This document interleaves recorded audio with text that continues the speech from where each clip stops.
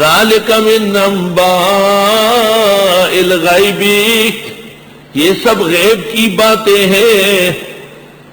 آدم علیہ السلام کا واقعہ، نوح علیہ السلام کا قصہ، حضرت ابراہیم کے خاندان کے واقعات، عمرانوں کے قصے، ان کی بیوی اور مریم اور ان کے زکریا علیہ السلام و یحییٰ، یہ سارے قصے علم غیب ہیں۔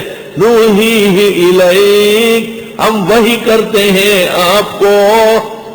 ایک چیز جب خدا کے علم میں ہو وہ علم الغیب ہے، جب وہ نبی کے پاس آئے تو علم الوحی ہے، اور جب وہ ولی کے پاس آئے تو کشف کرامت و الہام ہے، اور جب زرولی کے پاس آئے تو دورہ تفسیر ہے۔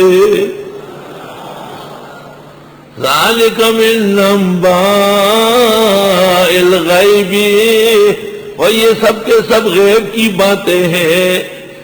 انبا جمع نبا، نوحیہ الیک، ہم وحی کرتے ہیں آپ کو۔ علم غیب خدا کے ساتھ خاص، اور علم الوحی پیغمبر کے ساتھ خاص۔ الہام کشف کرامت یہ اولیاء کرام کے ساتھ خاص۔ دور حدیث اور دور تفسیر، فقہ اور فتویٰ احسن العلوم کا راج ہے۔ وے اے گل نرگسا تو وتے د جنو د میلسا، وے اے گل خاشخاشا زچی پا گل راشما تالتما تراشا، واسجدی ورکعی مع الراکعین، ذالک من انباء الغیب۔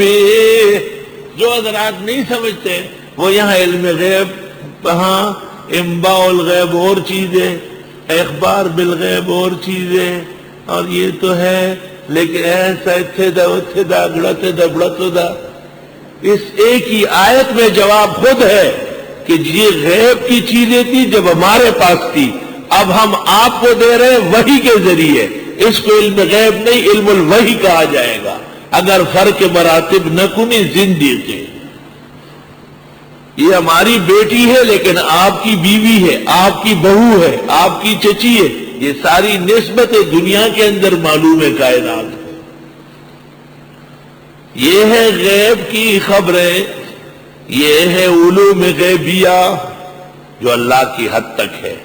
نوحیہ الیک، وحی کرتے ہیں آپ کو۔ اس سے پتہ چلتا کہ بدعتی کو سرے سے قرآن کے ابجد کا پتہ نہیں۔ وما کنت لدیہم، اور اے پیغمبر آپ نہ تھے ان کے ہاں، اذ یلقون اقلامہم، جب وہ ڈال رہے تھے اپنے اپنے قلم، ایہم یکفل مریم، کہ کون کفالت کرے گا مریم کی۔